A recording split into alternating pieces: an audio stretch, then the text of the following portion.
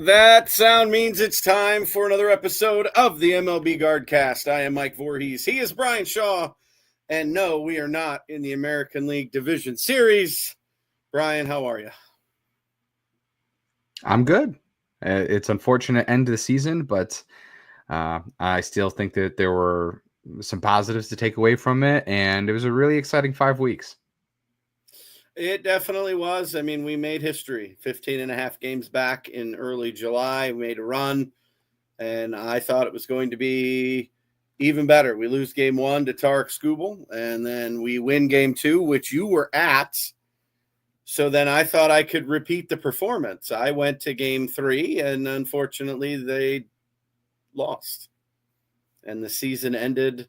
I will say, I think the thing that frustrated me the most was Jack Flaherty. Standing on the field after the game was over. Well, no, him standing on the field after the game and waving to all the Guardians fans. That just to me that made me dislike him even more. So, but it is unfortunate. The Guardians. Yeah, I didn't see that. Yeah, we didn't leave right away because there were so many people. So we were around a lot of older fans, and then some fans that had some younger children. So we decided to let them leave first and just kind of hang out and wait. And watching them celebrate on the field was an image that I did not think that would bother me as much as it did. But then to see Flaherty just standing there doing this to all the fans, I was like, wow, dude. I mean, are you shocked? Are you surprised? It's given Detroit. The rivalry with the team, are you surprised by that? It's the Detroit. I mean, no, but I don't know if the tables were reversed. Last season, you had Tarek Skubal tell the fans to shut the F up. Yeah. So I mean, there's clearly some bitterness. That's because he couldn't handle the heat here in Cleveland. That's fine. It's okay. It's okay. I digress. I take a deep breath. It was a very memorable season, seeing the progression, seeing everything that we saw. But man, oh man, how nice it would have been to beat the Tigers. I don't think I'd be as upset as if we beat the Tigers, and then we'd be tied with Seattle right now 1-1 like Detroit is. But I get it. Not everything is as it seems. So it's. Yeah. So where do you want to start? Do you want to talk about the Detroit-Seattle series? Do you want to recap the Guardians-Tigers series? Let's recap the Guardians-Tigers series, because I think there's some tidbits of information that I know you shared in our Network 216 group page that I have my reasons why I think they lost. I'd love to hear it because I have mine as well. I'll start with the glaring one. There was a lot of people that wanted to talk about payroll and what you did in the offseason and the offense. And yes, clearly the offense was not great this season. During the stretch in September, it was much better. I believe they were 5th in runs scored in September, something like that. I'd have to look at last time's episode to remember. But in this series, I did not feel like the supporting cast was the issue on offense. On the game that I was there, I mean, you had George Valera, who was dead to everybody in this city in terms of his existence in Cleveland, hitting key home runs. You had playoff Rocchio show up. You had Bo Naylor hit a home run. Jose got walked a million times. Did they run out of gas after game 2? I don't know if they ran out of. Well, yes, in a way, but not the offense. Here's where I think the glaring issue was. Stephen Kwan and Kyle Manzardo were 3 for 23 in the series. See, you text me that. Your stars got to show up. That's not right. I was like, there's no way. And then I went back and looked, and I was like, oh my gosh. Like, he's dead on. Those are supposed to be your two of your best players. Let's say 2 of your top 4 offensive guys Manzardo was second this season, and they didn't show up. We want to talk about protecting Jose Ramirez and how many times the Tigers walked Jose or really just didn't give him an opportunity to make an impact. And Kyle needed to make them pay, and he didn't do it. He had one hit. He had a double. And I had been saying for a while that I didn't feel that Manzardo should be hitting fourth. But then you raised an excellent question. If not Kyle, then who? Exactly.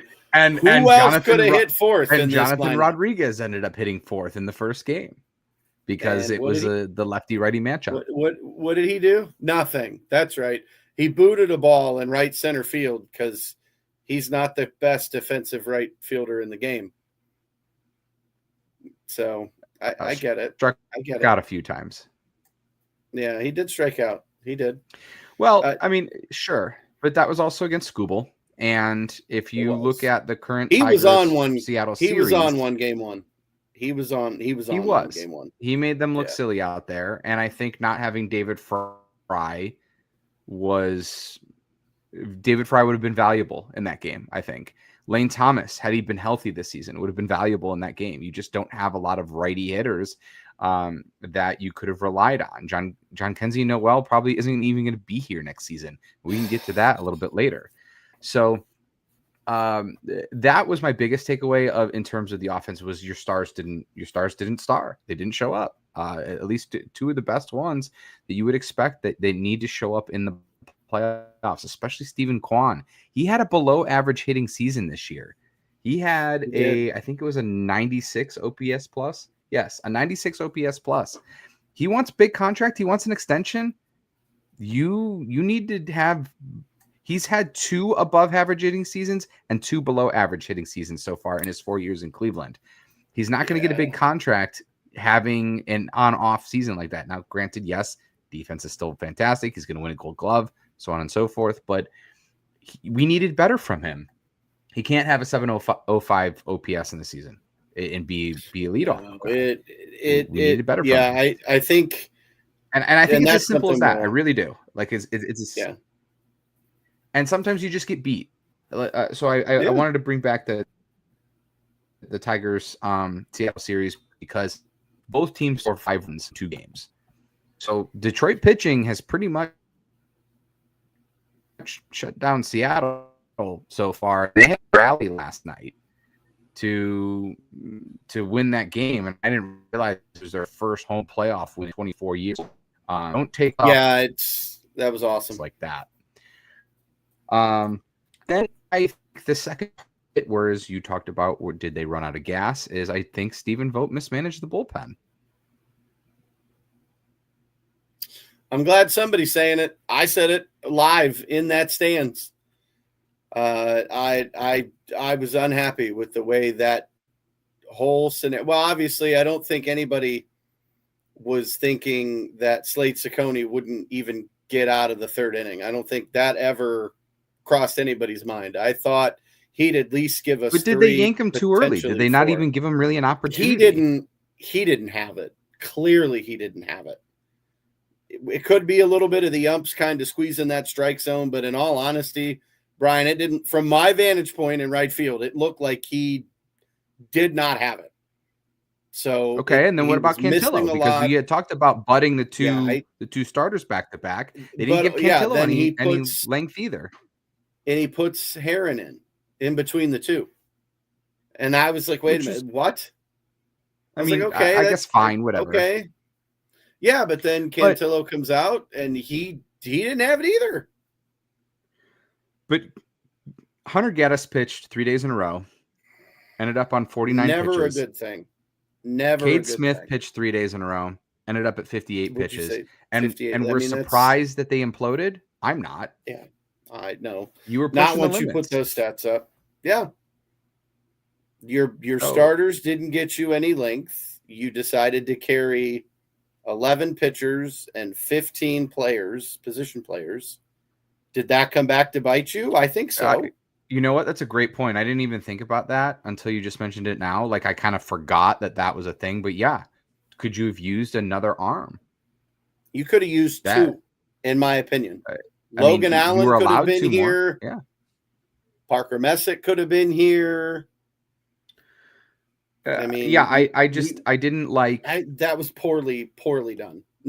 And kudos to Chase DeLauder. I'm glad that he got here. I'm glad that he had his major league debut. I'm glad that he got his first hit. All of that stuff is great, but I still am completely baffled that you played him all game 2 and 3. Game 1 was Angel, right? In center field. Yeah, or was that Valera? In game 1, it was it was Jonathan Rodriguez Rodriguez in right was in field. right. And so yeah, Angel. Okay. So Angel was in center. Angel didn't even after one game. He didn't. We didn't see Angel in game 2 or 3. Well, he's not been good. And we didn't see Petey Halpin in game 3 at all. I didn't really expect to see Petey. I mean, there wasn't a scenario for him. No. And I mean, but all right. So, but then let me ask you this too. So, I heard some national guys, some beat writers, they agreed with the decision to bring back Cade in game 2 for the 9th inning when you were up 5.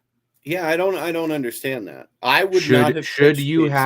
Should you have shut down Cade when you went up big? Should you and then saved his bullets?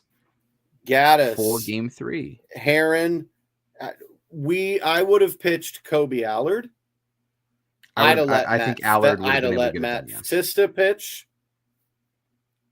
I would have let anybody other than those 3 guys, Sobrowski, after you got the lead, those guys should not have seen the field. Home runs, yeah. Those guys should have stayed in the bullpen, and you have other arms that could have gotten the job done to close it. Then you get to game 3, but again, in game 3, they learned from it. Yeah, but in game 3, we had no offense. We looked lost at the plate.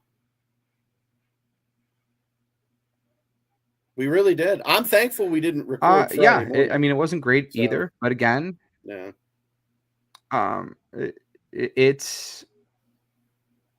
But like I said, your stars didn't show up. They weren't there. They didn't. The Tigers figured it out that there was nobody before Jose Ramirez, and there was nobody after Jose that was going to hurt them. Game 3, they figured that out. I mean, Valera ended up having a pretty good series. I think you've met your new everyday right fielder. Yeah, we can talk about that too. That is an interesting development towards the end of the season here. But the thing is that Valera, by game 3, Valera already had done a bunch. Rocchio had already done a bunch. So to ask them to then continue to be hot through the entire series is asking that's a huge. That's a huge ask. When Quan and Manzardo hadn't done anything, and like I said, sometimes you just get beat, and in a 3-game series, that's the unfortunate part about being the worst of the division winners, that you have to play that short wild card series. Well, and we played those guys in a series in Detroit. Then we play them in a series in Cleveland, and then we have to play them again in the postseason. So you saw all the pitchers potentially 3 times. Yeah, what was it, 9 times in 2 weeks? Yeah, I mean, that's a lot. That's a lot to ask for. It is. And when the stars don't show up and the offense can't get it done, and you give up an absolute nuke to Dylan Dingler, game 3, Joey Cantillo, that pitch cannot be there. And you left it up, and he absolutely smoked it. The kids from Massillon, Ohio, went to Jackson High School, so shout out to him. That's kind of cool that he's a local kid, but that pitch can't be there. I don't know what he was doing. If that's fatigue, if it's probably that slipped. Yeah, I mean, as soon as he swung, we all in right field were like, oh, no. Because we were in that game until that point. Yeah. When that home run got hit, everybody in that stadium went quiet. You could hear a pin drop. And I was like, oh, no. No. this can't be happening. Well, then we all know what happens next. They give up a few more runs. We tried to make it interesting. I mean, the Guardians didn't quit. I'm thankful for that. The bat showed up a little late. Right. Yeah. Jose getting thrown out at second was awful. You hate to. But hats off to Jose for trying. Like, I'm not mad at him that he got thrown out at second base. I'm excited that he continues to hustle all the time. He got thrown out at second base. He got caught stealing. And then in game 1, got pegged out at home plate. Right. So, but at least he was trying. There's also those plays that led to losing the series. He was doing too much. Because he knew that nobody else was going to help him. Yeah, that's valid. All right, so we put a pin on that. You know, it's unfortunate, but I want to recap. I want to recap the season a little bit. I want to go over some things of just kind of things that have happened, and if at the beginning of the season I had told you these are things that are going to happen, I want you to just kind of digest it all and say like how you thought the season would go. If I told you that, hang on, let's start with the pitching. If I told you Tanner Bybee was going to have a 4.24 ERA, if I told you Emmanuel Clase was going to get suspended, if I told you Luis Ortiz was going to get suspended, if I told you Tim Herron, where's Tim Herron? Who was, a beast for you last year. If I told you Tim Herron was going to have a 4.85 ERA, if I told you Ben Lively was going to need Tommy John, if I told you Stephen Kwan was going to have a 96 OPS plus, Carlos Santana an 82 OPS plus,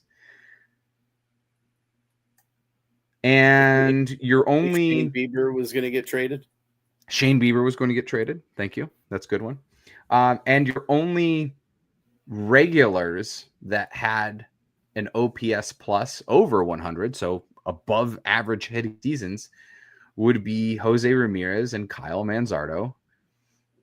If I told you Nolan Jones was going to have a 68 OPS plus, which, for anybody wondering what OPS plus is, any plus stat, 100 is average. And then, however below 100 you are. Think of grade school. 100% was always amazing, right? It's an A plus. Anything that's not less than that. No, 100 is average. Oh, 100 is average. Okay. 100 is average. So if you are a 32, if you're a 68, you're 32% below average. If you're a 96 with Stephen Kwan, you're 4% below average. With Jose, he was 137 OPS plus, so he's 37% above average. And then Kyle Manzardo, 110 OPS plus. So the plus stats are all based off 100 is average, and then who was our worst OPS plus? That would be John Kenzie Noel at a 31. Yeah, but he didn't play much. All right. So from an everyday standpoint, Angel Martinez, 73. Yeah, okay. So not Gabriel Arias like I would have guessed. Okay. Arias was close, 76. Okay. Well, I'd have been. So if I had told you all that, would you think that they were winning the division? No, absolutely not. No, absolutely not. You lose one of the best closers in the game. Ben Lively gets hurt. We could have used him this year. Ortiz, we could have used him too. I mean, all of those things. No, with all of those stats, no. I'd have said, they're going to finish like third in the division, something like that. So there's a retrospective of that, and yes, I get the emotion of the roller coaster of it was really exciting 5 weeks, and then it comes crashing down, and it was really disappointing. But there's a retrospective that you kind of have to give the season of when you look at it as a whole of like by June, you were like, oh, this season's awful. This is going to be terrible. I thought that in July too.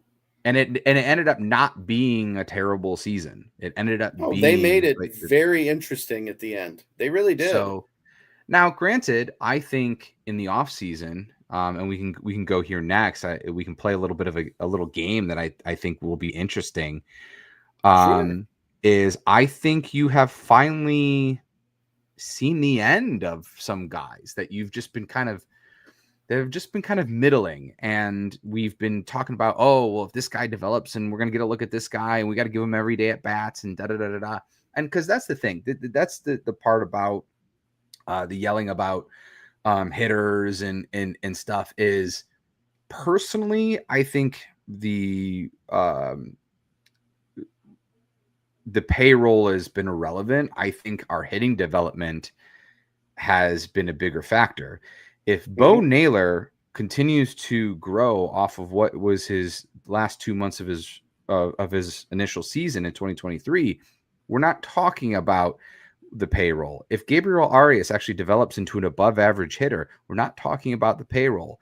If we could get a right fielder, we're not talking about the payroll. If John Kenzie Noel or Oscar Gonzalez or any of these guys develop into even average hitters, we're not talking about the payroll.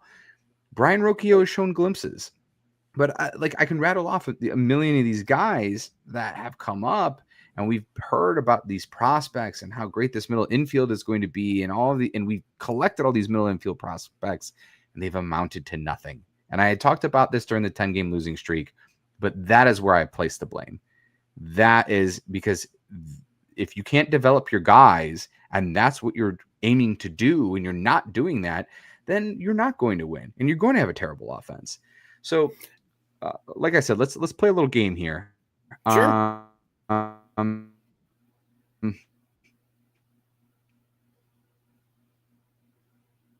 Cue the Jeopardy. We'll theme start music. with some time on the injury list due to Tommy John. David Fry, keep or go? I think he stays. I think that he did get injured. I would have said he was gone until Tarek Skubal hit him in the face, even though it was kind of David Fry's fault too. I think he means a lot to Cleveland, and I think that he could be a valuable asset off the bench, especially against left-handers. I really do. I agree, and I think he'll end up being the backup catcher next season, if not like an emergency catcher. So I think he has some value there. I agree. I think he stays, and I think he'll make the team. All right. Next on the list is Nolan Jones. No, goodbye. Go. See you later, Nolan. I mean, you've had chances. This isn't Coors Field. You proved that you cannot hit here in Cleveland. Now I say that, and we'd cut him, and he's going to latch on elsewhere, and he'll have a 40 home run season, just like what happened with Will Benson down in Cincinnati. And it'll happen. I mean, it's bound to happen. But no, I think Nolan Jones has played his last game. I agree as well on that one too. Hang on, I gotta see what Will Benson did this year. I mean, I know he had 12 home runs. Don't be dramatic. That's all he hit. Yeah, it's because 6 of them were against us. Oh, I was gonna say 6. I thought he had way more. Sorry. He just owns. Yeah, he had an 88 OPS plus this year. He didn't have that great of a season. It's just that he crushed. Better than Nolan Jones, but better than Nolan Jones. You're right. That is better than Nolan Jones. All right, so I agree there. Nolan Jones is on the outs. He is also out of options. So, and I believe is arbitration eligible. Trade bait. So I would say, well, I don't even know if they'll get anything for trading him. It'd probably be a player to I'll take a bag later. Of balls. Well, I'll take money. Yeah, it might be. He's arbitration eligible. I think he's a non-tender candidate, and then he just ends up as a free agent. That's great. All right. So this one's tough because I don't know. So similar situation. Will Brennan had to have Tommy John, and even if he did come back, he's missing probably half the season and wouldn't be effective. He, I believe, is also arbitration eligible. What do you do there? I'd like to see him for a full season. We gave Nolan Jones a chance, and Jones didn't do it. I think Will Brennan could be a great hitter. I do, if he plays every day. Okay. I would like to see. I mean, maybe he starts the year in Columbus. I don't know if he has any options left. He probably doesn't. I'm But not sure on him, but I mean, even still, we kept David Fry, even though David Fry had a buck 75, but because he David was hurt. Fry had a huge year last year. He had an He did. OPS over 800 last year. Will Brennan did not. But I wouldn't be sad if Will Brennan left, but I would like to see them give him a chance to prove himself. I think Will goes. Okay, that's fair. I think we've seen the last of Will Brennan, unless you basically. I'm trying to see how many options he's got left. Unless you find a way to allow him to rehab here, I think we might have seen the last of Will Brennan. So that's the first we don't agree on. And also, I think we've seen the last of Will Brennan because as we get farther down this list, and something that you had talked about, I actually think the outfield conversation has completely changed after this playoffs.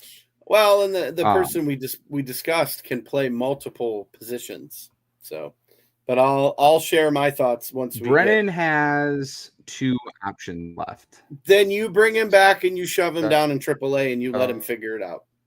Oh.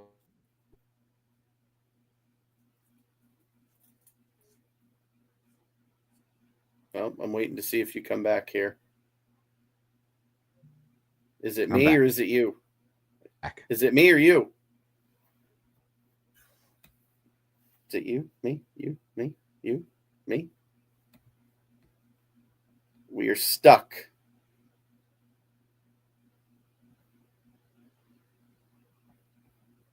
I've got full internet. This is crazy. I'm not sure. I can hear you. I don't know either. Okay, but you froze quite a bit. You froze. I'm frozen. You were. Still? You're not now. No, you're good. Oh, okay. You're good. You're I'm back. All right. You're back. The fog has lifted. The earth has shifted. We are back. All right. Yes. Sorry about that. All right. So I would say if Brennan's got options, stick him down in AAA. Okay. Agreed. Stick him down in AAA. But not on the major league roster. Let him rehab. He's going to be injured. All those things. Correct. All right. Next guy is Daniel Schneemann. Keep or go. Schneemann is one of those guys where I would say goodbye. I mean, he showed that he could do it at times, and then there were other times where he just looked completely lost. So, I mean, he's another candidate I'd throw down at AAA, and if we need him, we can call him. So I'm going to go the opposite on you on this one too. So I would rather see Schneemann play than Will Brennan play. Okay. They're both lefties, and Schneemann can play all over the field. Schneemann can play everywhere, right? And so I would rather see Schneemann on this team in a utility role than Will Brennan be here. And as we get, I'll give you a teaser to what I'm thinking ahead is I would start Daniel Schneemann starting the season next year at second base. I'll argue that one. Nope. Okay. We'll get to that. I think Schneemann's a utility guy, if anything. Okay, but there's a reason I said start him at second base is because you're expecting Travis Bazzana to be here. So no, but he's not going to get called up right away. No, I have another fielder that I think will be in that position. Okay. We'll get to that in a moment. Brian Rocchio, stay or go? Yes, he is your starting shortstop. Agreed. I think Rocchio has shown so much growth over the last couple of months, and even in the Detroit series, he was hitting the ball. So I think you put him at short and you tell him, listen, there's nobody looking over your shoulder yet. Yeah, I like Brian Rocchio for the starting shortstop next season. I hope he can continue to build off of after he got an option and what he's done in October. I hope next year is the year that we were hoping he was going to have this year, and I hope he can do that. and I hope it's at shortstop. Gabriel Arias, he's next. Stay or go. Goodbye. Yeah, I've had enough. Gabby, you've had multiple options, multiple chances. When you're swinging at crap in the other batter's box, enough's enough. I can't stand that. You have been here long enough. You have no plate discipline at all. You struggle immensely. So good luck. Yeah. Go play for a different team, and maybe we'll see you down the road. I don't know. I mean, for 3 seasons, we've seen the same thing. It doesn't feel like there's been growth. And, you have to wonder who's to blame for that. Is it Arias himself, or is it, again, our development? But either way, I think it's time to move on there. I think the Yankees are looking list, for a shortstop. So we could send Gabriel Arias to the Yankees. They need a shortstop. Next is Angel Martinez. Stay or go. The fact that he can play all over the place, I like him, but he struggled and pretty much disappeared for the last few months. So I'm on the fence with him. I think I'd be okay. I will either say way. this. Let me give you something to compare. We were talking about Daniel Schneemann. Given Daniel Schneemann's defense as well, he ended up with a 1.9 WAR. Angel ended up with a negative 0.7 WAR. I don't want to give up on Angel. He's very young, but I think he needs to spend a lot of next year in AAA. So I say, go as in spend time in AAA, work on one side of the plate. I don't think he should be a switch hitter any longer. And go from there. I don't know what his predominant side is, but I think it's the right side. He had a higher. Hammy had brought it up in one of the broadcasts. He hits lefties well from the right side, but then from the left side, not so much. And then also like maybe pick a position for him. Is it center field? Yeah. Have him work on the center field aspect and reading balls. He's a heck of a defender. Heck of a defender. So okay, next up is John Kenzie Noel. Goodbye. See ya. Yeah, he's gone. Goodbye. Big Christmas. I you know what? You have so much potential, but you can't find it. So go find it somewhere else, not here in Cleveland. Yeah. I think he goes. Now the rest of the guys, Jonathan Rodriguez, he can go too. Oh yeah, I didn't have him, but yes, agreed. Jonathan Rodriguez can go too. His defense is awful. He's a quad A guy. He crushes in AAA, but just can't. It doesn't translate to the majors. So I'll agree there. The rest of the guys I have are not, like goodbye off the team guys, but do they start next season with the team, or do they start next season in AAA? The first is CJ Kefas. Oh, he's your first baseman. He's going to platoon in right and in first. I think he's on the team. I had the same. George Valera. You kind of said it earlier. He's your starting center fielder. In my opinion, I think you put him in center field. I do. If Kwan doesn't want to move from left to center, I think Kwan would be an amazing center fielder. I don't know if I want to do that either. I like Kwan. I like Kwan in left field. Okay, then Kwan stays in left. I would say Valera plays center or right. But he is on the team. Chase DeLauder. AAA until he can, just to prove to me that he can be healthy for a good chunk of a season. So give him 60 days in AAA and say, if you can stay healthy and not get hurt, maybe we bring you up.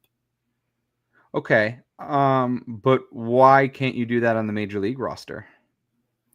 We have so many left-handers. We have so many left-handed hitting people. And we need more right-handed hitting bats. We really do.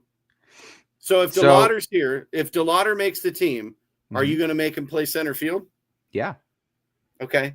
So then Lane Thomas, if you can re-sign him, then platoons in center and right then?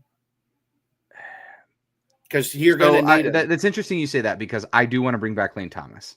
I do too. I think he'll be very cheap. He might even, there's talk of even like he's only going to get a minor league invite, and then it would be like if you make the major league roster, you get like $2 million. Yes. Wow. To me, that's an insult, but I understand 100% why. I mean, because we don't even know how he's going to recover from his foot injury. Right. And so I would prefer, I would like to see if Lane is healthy and you can bring him back. I think a platoon in right field with George Valera is perfect. Yeah.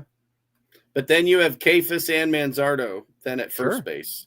And one of them's going to DH. Manzardo in first base, and one's going to DH, or you DH the other guys, and you can give DeLauder some DH reps to keep it to not have the wear and tear on his body. There also could be another player for the Guardians. Yeah. So hang on. I want to give me just a moment. No, you're good. But you're good. Because I wanted to see how many guys we're up to. Quite a few. Because I think we're close to the 13. So we would be at 1, 2, 3, 4, 5, 6, 7, 8, 9, 10. I think we're at 10. Yeah, you don't have a backup catcher because we didn't say anything about Hedgie. Well, we did Fry, but I think Hedgie, I think, is in the front office. I think Hedgie is a coach now. Yeah, I agree. I guess I could have added Hedges to this, but given he's a free agent, I kind of didn't, like, in terms of like you got to remove him, but I don't think Hedges is back in terms of a player. I think he's a coach. Yeah, I think he has to be here. Make him your catching coach or give him a job. That's what I'm saying. You need to give him a job. Doing something, have him be here. We need him here. Okay. But who is, if Travis Bazzana, assuming he starts the season in AAA and they do some roster manipulating and service time things, who do you have starting at second base to start the season next year? Because you said no to Daniel Schneemann. And then you said on. Because Brito is going to go play Mexican ball.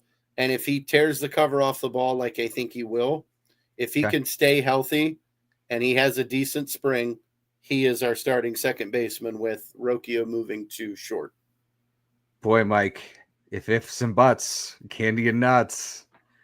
Hey, like, you asked my opinion. That's what I'm telling you. I think Brito had the second base job last year. Yeah, I agree. But he's hurt and he loses it. He's only keeping the seat warm for Travis, so that's fine. Sure. Brito can play third. He can play short. Let him play first. I don't care. He can DH for all I care. Yeah. All right. So so let's say Brito's here and then we get a backup catcher. You have an open roster spot for a potential free agent. You do. So, but I do think that the outfield conversation has changed. I think Valera has placed his stamp on things. I think that he needs to be here and they need to give him a full season. But also for both DeLauder and Valera, I want an insurance policy. I mean, like in terms of like a player, because you're asking a lot of both of those guys who have had continuous nagging injuries to to produce and produce for the whole season without being hurt. So I would like an insurance policy. We're about 40 minutes in, and but there are some more things that I think that we can talk about.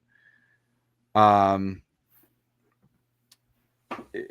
had talked a bit about development, and you had mentioned like somebody like Will Benson, and we mentioned Arias, and if he goes to another team, and Nolan Jones going to another team and doing well in Colorado.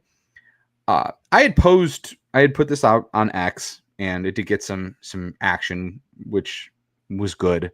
But I had put together the free agent classes from this offseason of all the outfielders and all the first base DH guys. So the people that we thought we were looking at in terms of veterans to bring in the market, and they were in order by their WAR from 2024. And then I also listed how many games they played in 2025 and then their OPS plus in 2025 along with their contracts. So, Okay. And then, so, like I said, same thing for first base. So, for example, Carlos Santana, 1 year, $12 million. We signed him. He had a 2.9 WAR in 2024. He played 124 games, and then he had a 77 OPS plus, which was 23% below average, as we mentioned earlier. So, there was a lot of talk about this playoffs, the team in general, and you needed a power bat. You needed to get a power bat this offseason. You needed to protect Jose. All of those things. And so, development aside, when posed the question of Manzardo shouldn't be batting DH, well, then who? Right. So I pose the same question hole here of this group is who were you going to sign? Would it have been who, admittedly, this was my choice of who I wanted and who I thought was going to fit on the team. Anthony Santander for 5 years, $92 million. Well, you want to know what his OPS plus was? 57. He was 43% below average. He would have crippled this team. Okay? How about a guy we've talked about plenty of times before who signed for 2 years, $37 million? Jock Peterson. 81 OPS plus, 19% below average. He wasn't going to help you. No. How about Tyler O'Neill, who signed with the Orioles for 3 years, $49 million? He had a 92 OPS plus. Not great. Not great. Not great for that kind of money. Almost a little over $15 million a year. That's a lot. How about another guy we've talked about on this show before, Mike? Michael Conforto. Would you have liked Michael Conforto? No, because he had a 79 OPS plus on the Dodgers. He's got all the protection in that lineup and couldn't produce. Yeah. How about Max Kepler? No. Signed with the Phillies, 1 year, $10 million. So a little less than what Santana did. 88 OPS plus. Another below average guy. Yeah. How about now you're getting into the bottom of the barrel. Your Kevin Pillars, your Alex Verdugos, Ahmed Rosario. Now, one guy that is interesting that ended up having a good season, Austin Hayes. I'm surprised we didn't give him a look. He was in Cincinnati, correct? He was, yeah. 1 year, $4 million, and with 105 OPS plus. Yeah, signed with Tito. Yeah, all right, he would fit here. There's one more guy I want to mention, but I want to do the first base DHs first, because we did sign who looked to be the second best of the first base DHs that were available in Santana, and he ended up not having a good season. But you know what? We could have signed Christian Walker to a 3 year, $60 million deal, which was the same as what we signed Edwin Encarnacion for, to get a 97 OPS plus. So a 3% below average offensive hitter for $20 million.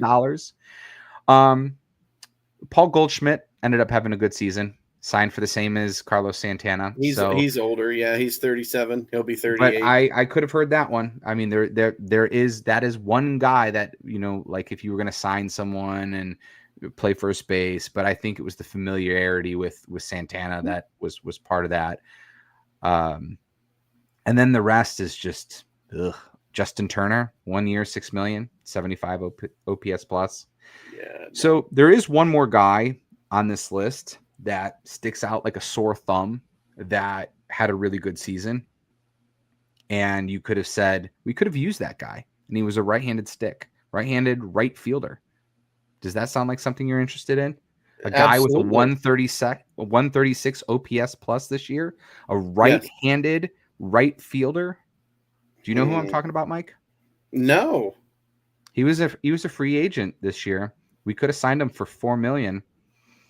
And that's Ramon Laureano. Oh, Ramon Laureano. You remember Ramon Laureano? I do. Remember how terrible he was in Cleveland? Yeah, he was so bad we cut him. Rediscovered himself.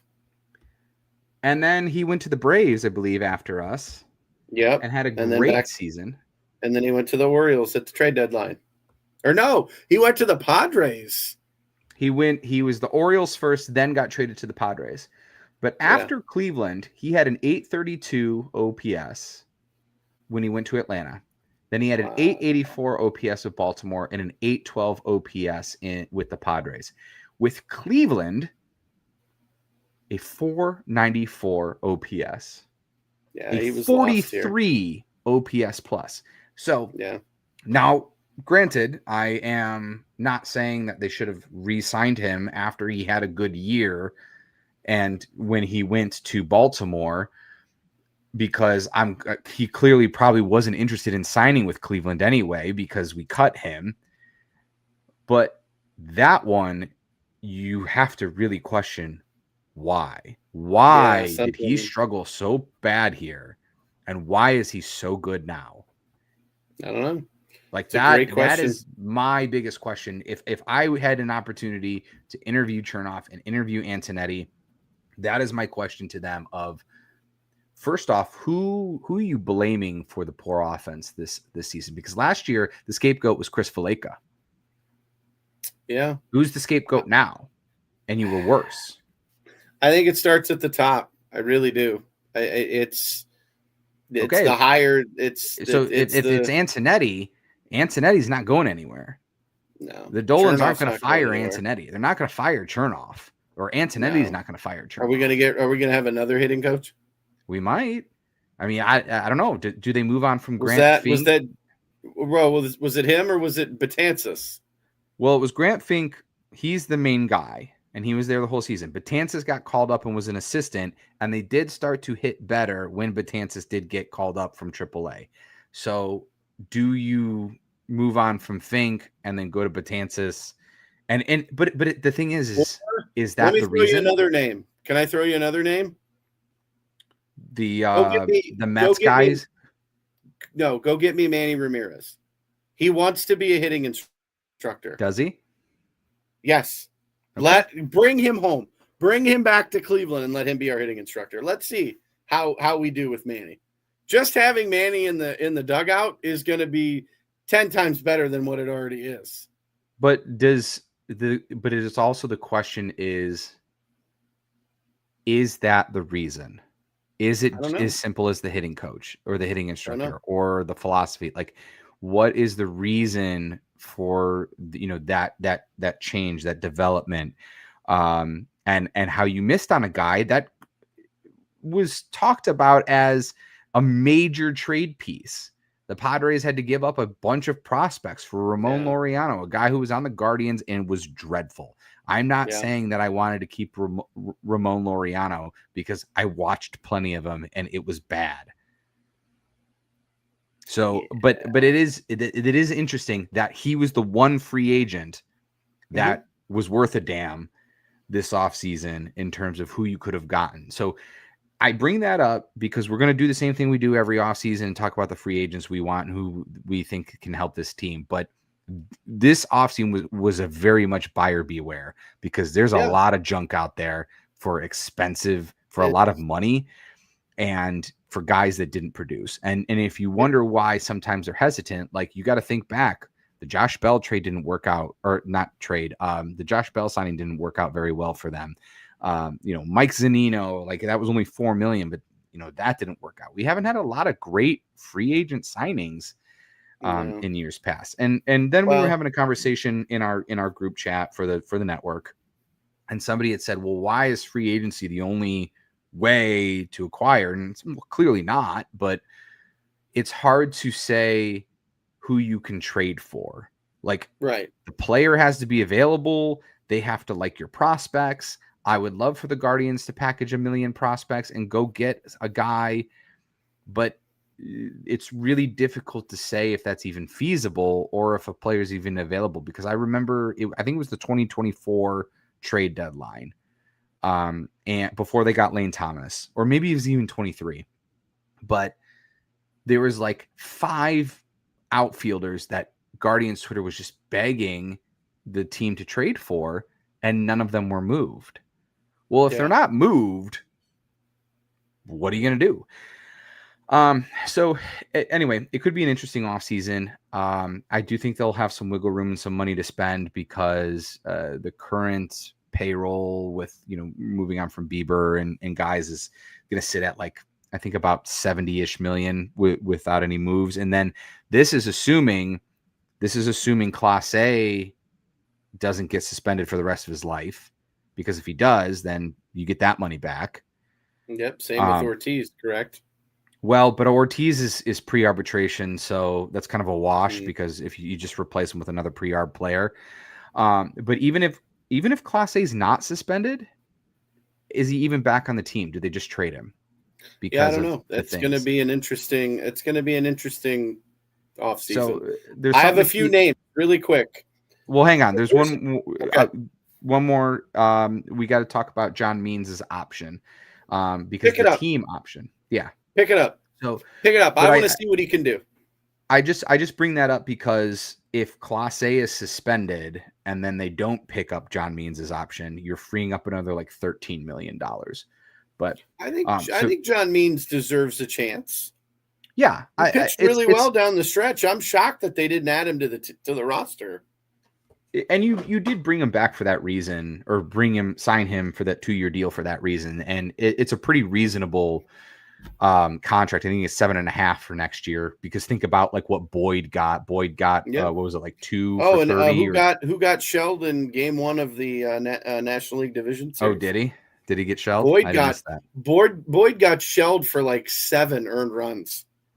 Milwaukee like jumped all over him. I don't even think Boyd got out of the first. One more name I want to bring up in terms of buyer beware, because I know some people were mad, is Alex Cobb got 1 year, $15 million, and he didn't play at all. No. He was hurt. So yeah. Like that's the thing is the free agent market isn't always what it's cracked up to be. But I haven't looked too much at the free agent market. There is one guy that I really have my eye on that I think fits really nicely. I have 8 names. I'll give you the floor. You go ahead. I have 8 names. Are you ready? These sure. 8 could be potential game changers. Ready? The 2 that are opt-out candidates are Pete Alonso, which he's already announced that he'll opt out. Mike, can we be realistic? He's not coming here. I know. I'm just saying his name. He's going to get like $100 million contract. Having Pete Alonso hit at Progressive Field, though, would be amazing. Anyway, Alex Bregman being the other one. We already have a cornerstone at third base, but would Bregman be willing to play second base? Just throwing that out there. I don't dislike that. That's an interesting name. The other names. Bo Bichette, shortstop. Is he available? He will be a free agent. He is not currently playing with the Toronto Blue Jays. He is injured. So Ernie Clement is playing third base for the Toronto Blue Jays, and Andres Jimenez is playing shortstop for the Toronto Blue Jays. And Ernie had a really good season. Now, it did. We can talk about his development. Andres Jimenez has had a great postseason so far as well. But he had a dreadful regular season. Mm-hmm. Yeah, I know.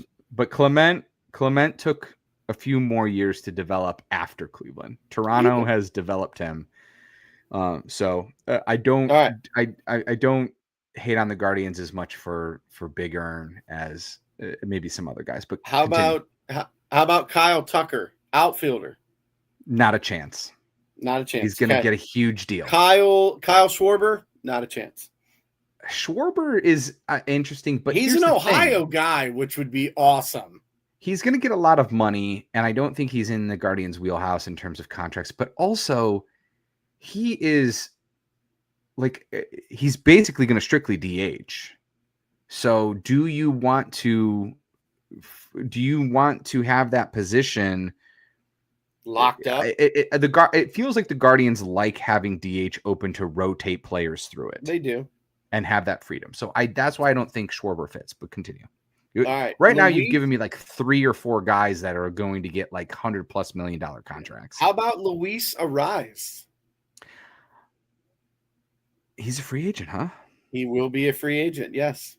I like that first baseman for the Padres. He also played second base for the Twins and the Padres. So he's an option. How about Ozuna? Marcell Ozuna. There's your power right there. Marcell Ozuna. That might be a good one too. Arise had, all right, he had a little bit of a down year. He did, but he was injured too. Do you really think Ozuna's going to hit the free agent market? The Braves aren't going to. Ozuna is on the free agent list right now. I mean, that would be huge. That would be a really nice one, I will say. Yeah. Yeah. Jock Peterson, but no, I don't want him. Who's the other name? If we want a catcher, JT Realmuto will be available. Is he getting old? Feels like Realmuto. And then the last one, just because I think it's funny, Eugenio Suarez. Yeah, but we don't need. He's also old though, isn't he? But he hits nukes. All right, this lineup needs market nukes. Value. Ooh, I really like Ozuna. Now that you mentioned there were Ozuna's market value, that according to Spot, that the Guardians were looking to try to acquire him at the trade deadline, but we didn't have enough assets to get Atlanta to bite. So Spotrac says his deal would be somewhere around 2 years, $27 million, and I think that's go. Josh Bell Part 2. Come on, let's do it for the upcoming lockout. Do it. And I think that makes a lot of sense. Right there, guards ball. Let's do it. I have one. The guy I'm interested in that you didn't mention that I think could be a good fit, but he's still playing in the playoffs. Mm-hmm. Do you know who I'm thinking? Yeah, you do. No, I don't. Brian Reynolds was your man crush, but he's not in the in the playoffs. Brian Reynolds is my man crush. Kind of like Lane Thomas. Who's in the playoff? I don't even know. Who would it be? Yeah, so we've talked about the center field position and like, okay, well, do you Angel's played there and Schneeman's played there, and do you trust a Lauder out there? And you mentioned George Valera. How about we just go get Trent Grisham?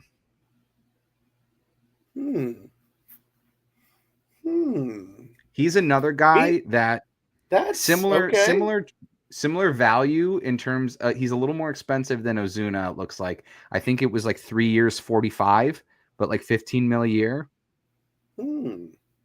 I think that's in the Guardians. But he doesn't hit. He doesn't hit lefties well because he's a lefty. Sure, he's not the right-handed bat. We have so many lefties. Fine, you can have Grisham if I can get Ozuna. If we can get them both, then let's go. Let's go. I don't think that they're going to do both, only because I'm sure they want to see DeLauder and Valera. I know. You're right. His OPS, here's the thing though. His it's not the worst versus lefties. It's a 652 OPS, which is better than like half of the roster total. Okay. But he crushes right-handers 869 OPS. Well, it was Mike. It was a great season. Now that you mentioned Ozuna, I really like, that was my guy. He'd be our DH if anything. Ozuna. So I'm going to throw this towel up. Here we go. Guards ball. It was a phenomenal season. Brian and I will be back. We're going to take some time. We're going to take some time away. Let the season wrap up. We'll probably jump back in before the winter meetings because that seems to be when things kind of start making headway and making headlines. We're going to give you our wish list. We'll probably do it for Christmas. We'll do our Christmas wish list. Who is Santa going to bring us? Then we'll know a little bit more, like who's opted out, like arbitration guys. There'll be a little more. We'll know a little bit more on who's available and kind of what their market values are. So we'll do that exercise again, talking about the free agents. But I think they have some wiggle room. They do. We'll talk about that more coming the off season. But thank you everybody who joined us. Thank you to the Network 216 for bringing us on mid-season. We've been doing this for a little while, but now, we've got a group, and so now it's on to Cavs season. Cavs, I think, they have a preseason game tomorrow. So they do. Basketball season starts basketball season's here because, football season's over. No, the Browns suck. Anyway, Guards ball. Thank you for everyone. Right. We appreciate you. It was a great season. We'll be back soon enough. Don't worry. We're not leaving for good. We're just taking a little bit of a break. We need it. Baseball's a long season. Brian, where can they find you and us? I am at WXSHAW. I have that list of free agents up on my Twitter and all other stats and things that I like to put up there and have conversations about. We are MLB Guardcast on Facebook, at Guardcast MLB on Twitter. We are on Spotify. We are on Apple Podcast. We are on YouTube. Thank you, everybody, for joining us. Mike, where can they find you? On Facebook and X at Mike Vorhies. We appreciate you, fans. Go Guards. Enjoy the off season, and we will see you all very, very soon. I promise.